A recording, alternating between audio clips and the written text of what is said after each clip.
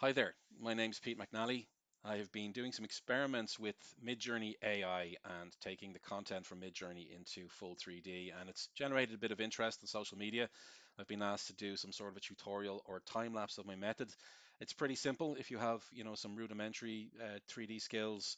It doesn't really matter what apps you use. I myself will be using Photoshop. I'll be using Knald, but you can use Crazy Bump. You can use some of the Substance tools. Um, I will be using 3D Studio Max, but you could use Blender or whatever your 3D modeler is of choice. And finally, I will be rendering in Marmoset Toolbag 4. So let's get to it. This is a variation of the egg that I was using. It's like a biomechanical Geiger-esque Fabergé egg dreamed up by Midjourney. We're going to ignore the plinth underneath at this stage. We're just going to kind of concentrate on the egg. So what we first need to do is extract a kind of a coarse depth map, and there are numerous methods for doing this as well. There's Midas, there is Photoshop. So for simplicity's sake, I'm going to stick with Photoshop for this one. So up here in neural filters in the latest Photoshop, you'll see that there is an option called depth blur. And this is to kind of add depth of field effects to a single image. But if you scroll down here, you will find output depth map only, and that will give you a black and white depth map. It's not accurate. Again, even in the finest Midjourney images, perspective can be an issue. So even if we had perfect perspective here from a photograph, the depth map would be an approximation. But hopefully this is enough to work with. Hit OK, and I'm outputting it here to a new layer.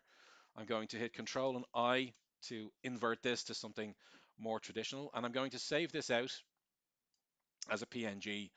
I'm not too worried about bit depth or anything like that at the moment. Going to save this as underscore depth. Okay, that's a good start for where we're going. Next, I'm going to jump over into Knald, and I'm going to go back to the original image here from Midjourney. I'm going to copy it to the clipboard, and I am going to paste it as a color map here. So that's what we get. Not going to fiddle about too much. This looks pretty good to me in terms of normal, just to help some final shading. So if I hit Update Integrator over here, you can see that it's also trying to give me back a pixel-based shape from shading height map, which is more detailed than the depth map that we pulled out with neural filters, but also not particularly accurate. So we have two approximations to work with. But if we have a look at its effect on a cylinder here, you can see how it's pushing away from the cylinder, and it's giving us the type of silhouette here that's actually pretty desirable for what we need. Okay, so I'm going to take the normals, copy that to the clipboard, paste that into what is now a PSD in Photoshop. I'm also going to go back here to the height tab, and I'm going to copy that, and I'm going to bring that back in here too. So I'm going to save this second height map also as a PNG, and let's call that biomech egg height, so we can differentiate it from the depth map. Good stuff. Turn off that layer, and then also save out this normal map.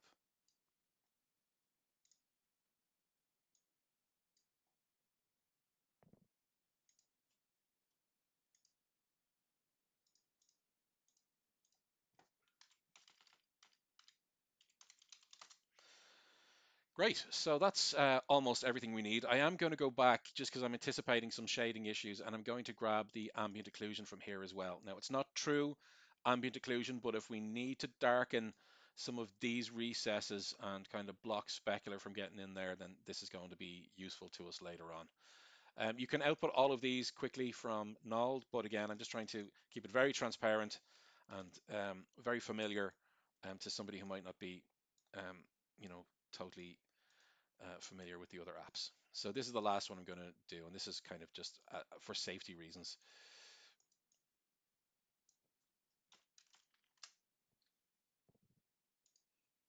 Okay, so now I'm going to switch into my modeler, which is 3D Studio Max.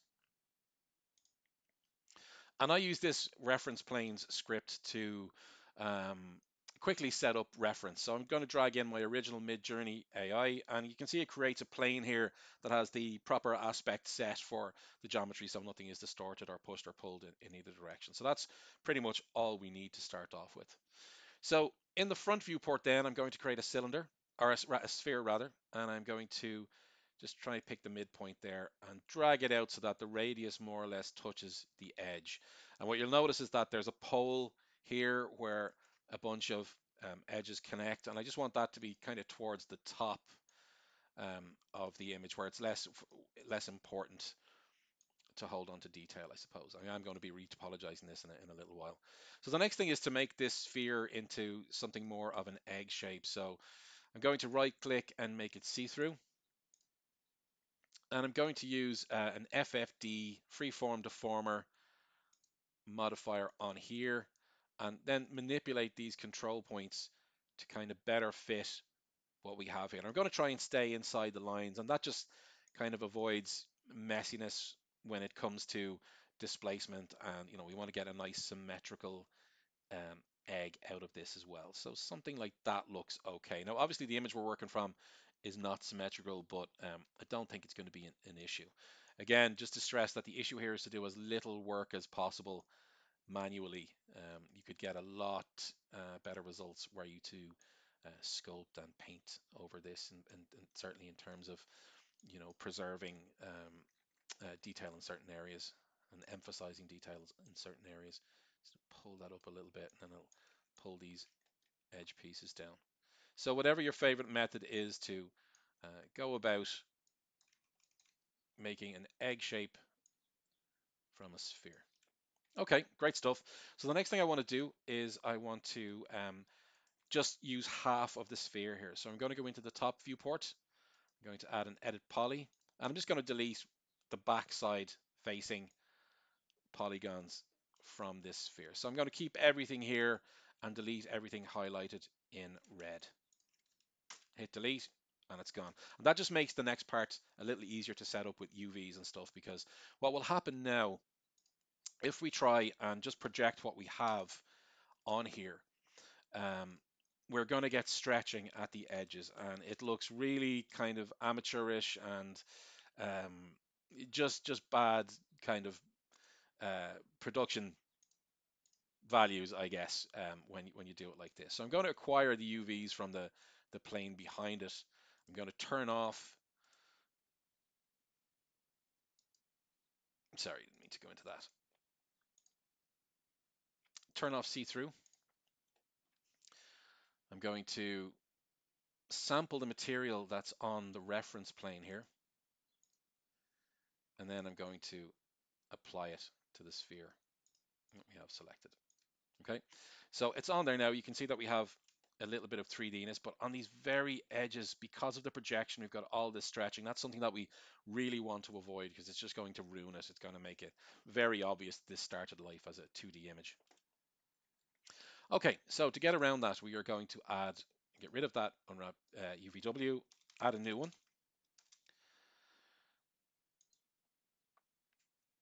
Okay, I'm going to grab all of these UVs here, and I am going to planar map it from this position here. So planar and best align. Okay, so you can see that there's an image of the original Midjourney texture, but it's just not quite right for what we want. So the next thing I'm going to do is hit this button over here. This is 3D Studio Max 2022. I'm going to hit Quick Peel, and that's going to just relax those edges so that we don't get such a harsh projection as before. And it's also upside down, so I'm going to just flip that 90 degrees and 90 degrees again. Then I'm going to use the reference image that we have here just to go full screen on this. I'm going to then just massage these UVs in to better fit what we have here.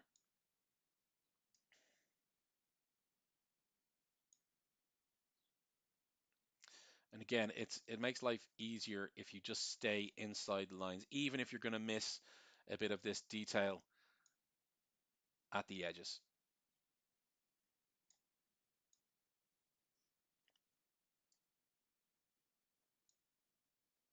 Okay, I think that's pretty good. Again, this is about doing the least amount of work possible. This is the lazy man's answer. Okay, so those UVs look okay to me as far as I know. Um, let's just have a look, and you can see that along these edges here, like it's not perfect, but that stretching is gone, and that's kind of the key thing to avoid here. Okay, so the next thing I'm going to do is I'm going to restore the rest of my egg with a symmetry modifier. And that's just going to bring back my entire egg shape.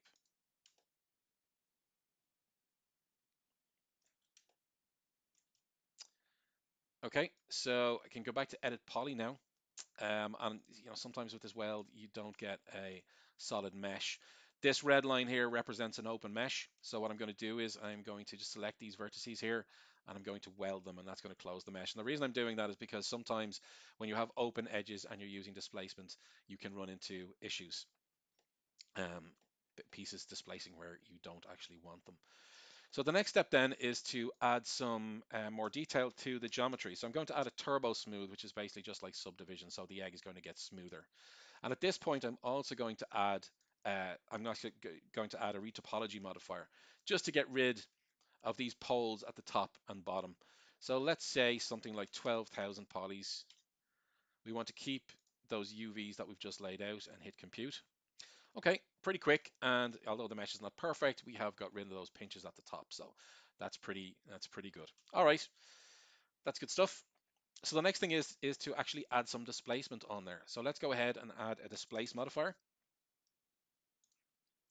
and we're going to use those UVs that we have laid out. So we're going to use the existing mapping here, and I'm going to bring in the depth map that we had from before. Okay, and I'm going to go into clay mode here just so you can see the effect a little easier about the effect that it's having on the geometry. Okay, so I'll probably turn on luminance center for this one, and then just push the strength until we see what's happening. There's definitely something happening there. I mean, it's not crazy. It's definitely, it's introducing some noise there. I can see some of those kind of Geiger-esque patterns starting to fall out a little bit. And sometimes you just need to play with the luminance center to try and um, keep its shape a little bit more. So let's just maybe push that out. I don't want to go much further than that at this point, to be honest with you. I'm going to say, okay, that's pretty much good enough for where we want to be. Okay, so I'm going to add a turbo smooth on top of that again. We can probably go one more without too much issue. Okay, and I'm going to add another displacement modifier on here now again. And again, we're going to use the existing mapping. And this time I'm going to bring in the the height map that we generated in Knald, which is more detailed. Okay, so now let's see what effect this has on the geometry underneath. Okay, that's definitely getting towards a level of detail that I'd be quite happy with. It's losing its egg shape a little bit, but I mean, that's something that's kind of easily corrected. And we've got a little pole at the top there, which doesn't look great, but again, I think we can live about it for the sake of this tutorial. So some nice Geiger-esque shapes going on there. Really kind of like those. So let's press on with that. Let's call that done. Let's have a look at how it looks when the texture is applied. Now this texture is not lit at the moment. So if I just bring down the self-illumination here, the emissive, we'll get an idea of how this actually looks. So it's nice to see this kind of whitish detail against the darkish detail, and it all matches in rather nicely. So I'm going to make sure that this is on my origin. I'm going to check the actual physical size of it, and it's like 7 meters by 9 meters at the moment. So I'm going to take this down to maybe, yeah, maybe just about a meter, something like that will be good enough. Reset the transform, convert it to an editable poly, and I'm going to export this as an FBX.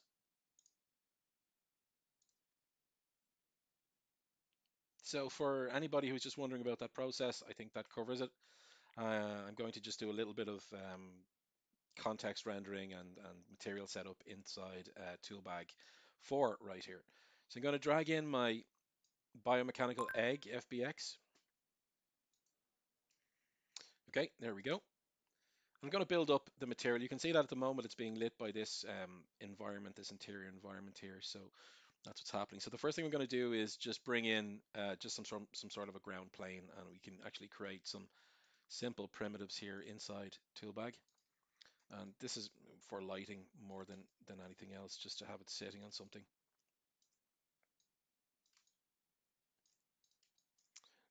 Okay, I'm just going to put that off kilter a little bit. And I'm going to copy one out just for the background, embed it a little bit, and also rotate it off kilter, something like that. And we'll do one more.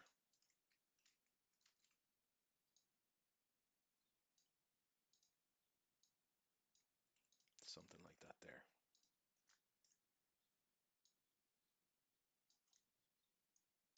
Okay, cool stuff. So what I'd like to do now is turn on ray trace mode. And this is going to make everything look hopefully a lot more realistic. Look at my camera.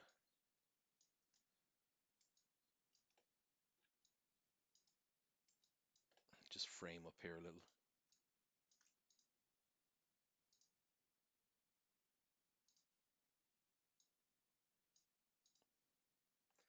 That one there should be far enough back that we don't need to worry about tangents.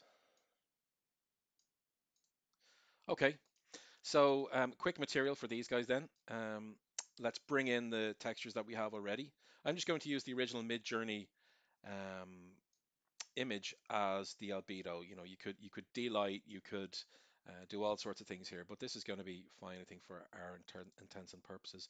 And you can see how the silhouettes are really picking up the light quite nicely there. Very Geiger-esque in style. And we can play with the roughness then to make that kind of look, you know, super icky and gooey, which is cool. The next I'm going to bring over is the normal map. And what I like to do with this one is because it can be quite heavy-handed in terms of the amount of normals that's going on. So what I like to do is I like to use the details normal parameter over here, and I'll copy this to the detail normal slot, turn off the original, and then you have this detail weight control, and you can bring that up and down, which gives you a little bit more control over the application of the normal map in the runtime here. So I just wanted in there, you know, a small amount, something like that. The next thing is the occlusion. Let's drag that in. I'm going to put it as a cavity map, and what you'll see is hopefully the crevices here will darken up and not retain so much of the actual specular, and we've got sliders here to control that a little bit. So that's pretty good. That's pretty good. Just takes the uniform roughness off it. Um, and that is pretty much our material. What I also like to do with this Geiger-esque stuff is to add a little bit of subsurface scattering in there, and that just makes the whole thing look a little bit more organic, especially when you've got, you know, a bright light really filling out that scene a little bit more. I'm going to just give that a diameter, soften up those shadows. And then I'm going to go with the one that requires the least amount of manual work is volumetric scattering. And if we pick a kind of an icky, kind of fleshy, browny, kind of a resin-esque color, I guess, and play with the scattering, you can see that we start to get this really, if we turn off the albedo here, you'll see the effect that it starts to have. Um, just lets the light in under the surface and bounce around and just give that organic, you know, skin-like feel, um, which is quite nice. So I think the last thing then to do here is maybe just bring in a little bit of depth of field.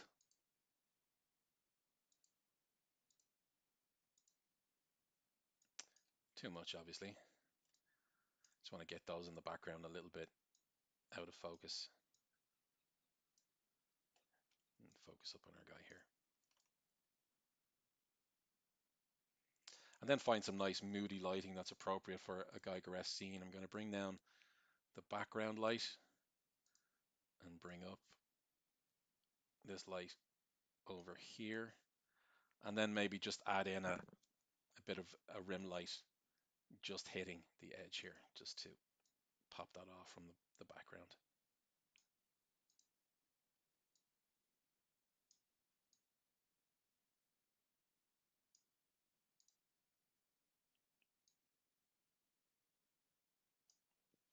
Something like that. So that's pretty much my Midjourney AI to 3D workflow as it currently stands. So I hope that clears up a few things. Thanks for watching.